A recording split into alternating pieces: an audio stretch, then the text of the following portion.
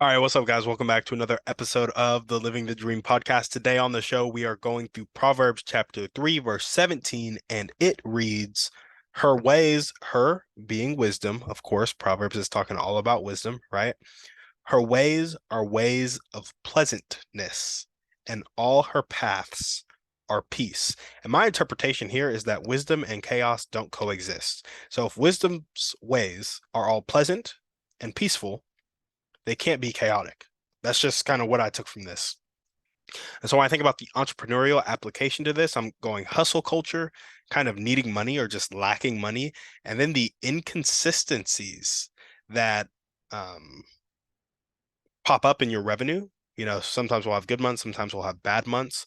All of that, like just working endless hours, kind of having inconsistent revenue, needing money, all of that is not wisdom. It comes from a lack of wisdom. Because when I think about the wisest people in business, they either have figured out the recurring revenue, they have figured out their money game, they have figured out how to outsource, how to create systems, how to leverage themselves so they can have their time back, or um, they have things put in place for when that stuff goes awry. Beginner entrepreneurs, however, need to hustle because they don't have the resources or don't think they have the resources to employ people or to raise the capital or to do whatever they need to do to get systems in place and to get people in place to replace their own time and have them function in their genius zone, right? This is me too. I struggle with this too. Like I'm talking to myself here. Like I have the same scarcity minded mindset, which leads to me seeing smaller opportunity, which leads to me acting in smaller ways and not feeling obligated to do more because I don't believe I can do more, maybe because I don't think I'm worth more. And I think a lot of people resonate with that message. And it's a very chaotic message. It creates chaos in your world. You always need money. You're always working overtime or you're imbalanced. And I'm not saying balance is a good thing. I'm not saying imbalance is a good thing. I'm saying you're working more than you want to work because you feel you need to work because you don't have your things taken care of. Sometimes you just got to grind it out.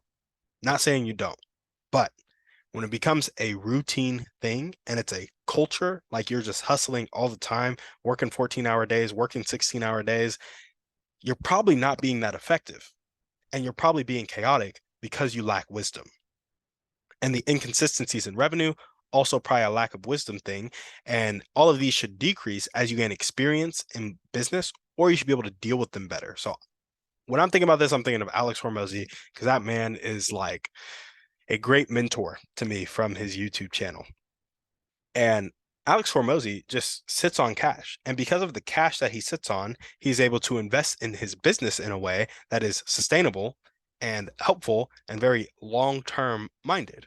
And he's able to sit on that cash because he gained wisdom from his previous business ventures and was like, it's probably good to have cash. But the lesson that kind of stuck out to me the most from Alex Hormozy was when he cut all his businesses and he decided to focus on gym launch.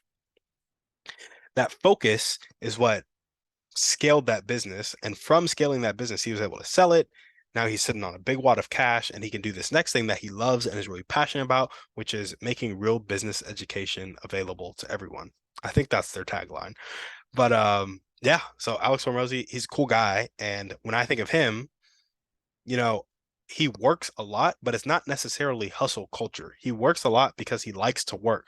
But when you see the things that he's working on, they're all things, mm, like he spends a lot of time on his book. And a book is important. It's urgent to get it out to your audience.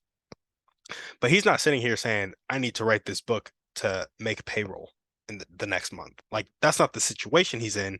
He's not hustling in a chaotic way. He's hustling in a sustainable way because he values consistency and focus. At least that's what I'm picking up from him. I don't know the man personally, but that's what I see on the outside looking in. And he doesn't need money because he's stacked. And some of the inconsistencies in his business, I don't know their personal kind of business finance sheet. I'm forgetting what that's called. My mind's blanking. But the man has healthy cash flow because he likes cash flow and he's gained the wisdom to sustain cash flow. I just think that's a really cool thing because he does it in a pleasant and peaceful way. Like he's not out here stressed about his cash flow. And as entrepreneurs advance in the game, I assume that's what you approach. Maybe I'm wrong. Maybe it's just really stressful up there and he's tripping all day, every day. Just doesn't look like that from the outside. And where has this shown up in my life? I would say changing the question I ask myself instead of putting unrealistic expectations on myself, which is another thing Alex Hormozy doesn't do. He's like, instead of saying we're going to double our sales this year, I say we're going to increase our sales by 10% this quarter or 10% this year. He sets really realistic goals that he knows he can smash. And I changed the question I asked myself. Instead of setting unrealistic goals, I said, what can I sustain for a year? Instead of what can I do and how fast can I do it, I say, what actions, what process can I sustain for a year? And I should extend that to 5 years. I should extend that to 10 years. And that's why the content on this podcast is so free flowing. It's so like, you notice I'll mess up speaking, but I won't edit it out. Well, I do that because I can't sustain editing a podcast for the next 10 years, but I can sustain getting up here and talking about stuff I'm reading or stuff I like or having conversations that I love with people that I want to help. When I ask people about their dreams and goals and how they can get there, I really want to help them to get there. And so I can sustain that conversation. I can sustain talking about Proverbs or talking about scripture because I want scripture to be a part of my life anyway. So I ask myself, what can I sustain? The other way is implementing who, not how, and other forms of leverage to decrease chaos in my life. I like systems. I like simplifying things. If I can put tech in there or I can put a person in there and I can afford to do it, look at that. There's my scarcity coming in. Afford to do it. Boy.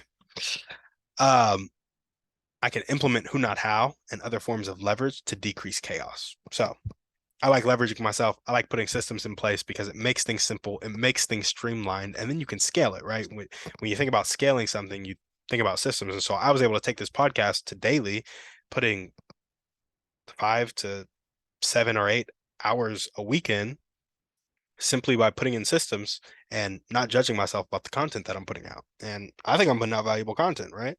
And I've gotten feedback from people who have liked it. Not a ton of people, I will say, but that's because I need some wisdom in marketing. So, where do I want this to show up in my life? I kind of talked about where it has shown up, changing the question I ask myself from what can I do and how fast I can do it to what can I sustain for what period of time. Implementing who, not how, and other forms of leverage. Those are the two ways it's shown up in my life. Where do I want it to show up? I would say my finances are chaotic because I take extreme risk right now to improve my earning potential. And part of changing that question was changing this extreme risk that I take. So I've already taken steps to kind of switch this around, but I want to hone my skills and increase my patience so that my cash flow is less chaotic. When I really hone in a money-making skill that I can rely on to get me to a point where I'm making above my living expenses and more, so I have the discretionary income to invest, I'm not going to have to be going into debt to invest in myself necessarily. Right now, I'm borrowing from future me because future me will have those skills. He will have that patience because that is the way I'm trending. That is the way I'm going. But got to do what you got to do with what you got, right? So my finances are a little bit chaotic because I'm taking the risk. And I say extreme risk. I think it's more risky to not do it. So when I say extreme risk, it is relative to what society thinks is risky.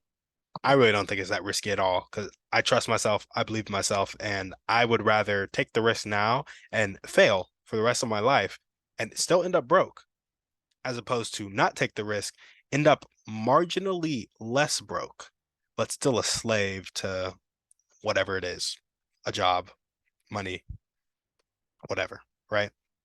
So in my head, it's not extreme risk, but societally, it is extreme risk. And my finances are a bit chaotic because of it. I'm 23. I got time. There are people who are much dumber than me, much less competent than me, who screwed up a lot more than I have and came out of it. So I think I'm in a good spot. But how can you guys apply this to your life? I would say, where can chaos in your life be prevented with wisdom? Once you identify that, ask yourself, where is that wisdom? And then go get it, whether it be another person, in an experience, from a book, whatever it may be, go get that wisdom.